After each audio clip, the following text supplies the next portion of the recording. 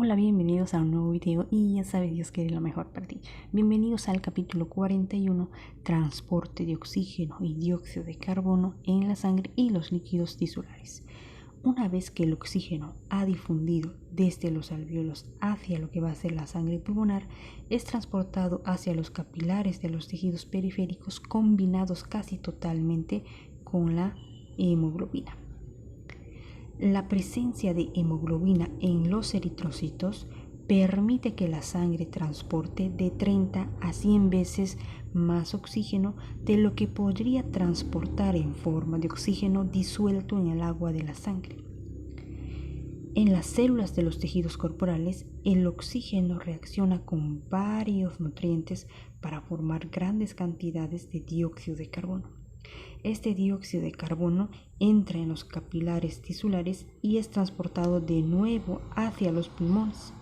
El dióxido de carbono, al igual que el oxígeno, también se combina en la sangre con sustancias químicas que aumentan 15 a 20 veces el transporte de dióxido de carbono. El objetivo de este capítulo es presentar tanto cualitativamente y cuantitativamente los principios físicos y químicos del transporte de oxígeno y del dióxido de carbono en la sangre y en los líquidos tisulares. Transporte de oxígeno desde los pulmones a los tejidos del organismo. En capítulos anteriores se ha señalado que los gases se pueden mover desde un punto a otro mediante difusión y que la causa de este movimiento es siempre la diferencia de presión parcial desde el primer punto hasta el siguiente. Así, el oxígeno difunde desde los alvéolos hacia la sangre capilar pulmonar porque la presión parcial de oxígeno en los alvéolos es mayor que la presión parcial en la sangre capilar pulmonar. En los otros tejidos del cuerpo, una mayor presión parcial de oxígeno en la sangre capilar que en los tejidos hace que el oxígeno difunda hacia las células circundantes. Por lo contrario, cuando el oxígeno se ha metabolizado en las células para formar dióxido de carbono, la presión de dióxido de carbono, la presión parcial de dióxido de carbono intracelular aumenta hasta un valor elevado, lo que hace que el dióxido de carbono difunda hacia los capilares tisulares. Después de que la sangre fluye hacia los pulmones, el dióxido de carbono difunde desde la sangre hacia los alvéolos porque la presión parcial de dióxido de carbono en la sangre es mayor, en la sangre capilar pulmonar es mayor que en los alvéolos. Así, el transporte del oxígeno y del dióxido de carbono en la sangre depende tanto de la difusión como del flujo de sangre. A continuación se vamos a considerar cuantitativamente los factores responsables de estos efectos. Difusión de oxígeno de los alvéolos a la sangre capilar pulmonar. La parte superior de esta imagen muestra un alvéolo pulmonar adyacente a un capilar pulmonar y demuestra la difusión de las moléculas de oxígeno entre el aire alveolar y la sangre pulmonar.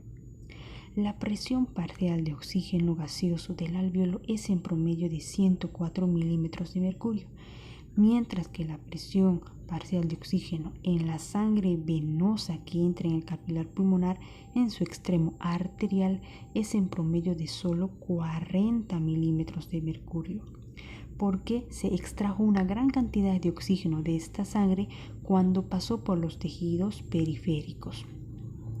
Por tanto, la diferencia inicial de presión que hace que el oxígeno difunda hacia el capilar pulmonar es de 104 menos 40 o 64 milímetros de mercurio.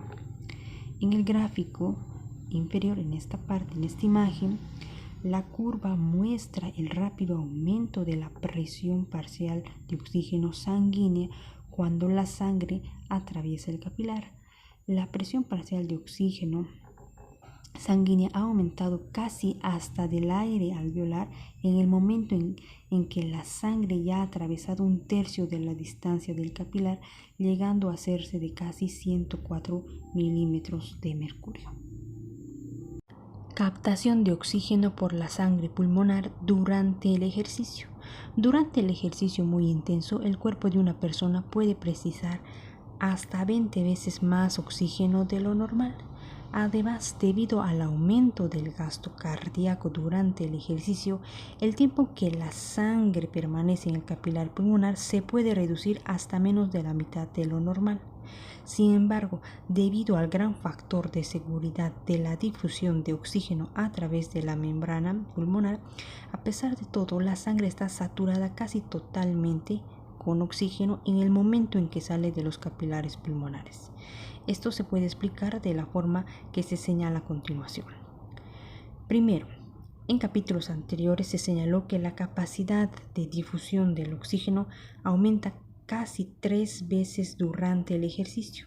Esto se debe principalmente al aumento del área superficial de los capilares que participan en la difusión y también a que el cociente ventilación-perfusión es más próximo al ideal en la parte superior de los pulmones.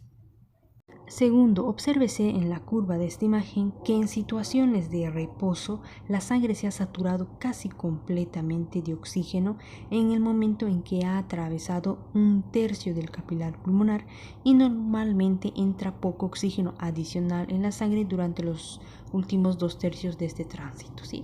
Es decir, que la sangre normalmente está en los capilares pulmonares aproximadamente 3 veces más del tiempo necesario para producir una oxigenación completa. Por tanto, durante el ejercicio, incluso con un tiempo acortado de exposición en los capilares, la sangre sigue pudiendo oxigenar totalmente o casi totalmente.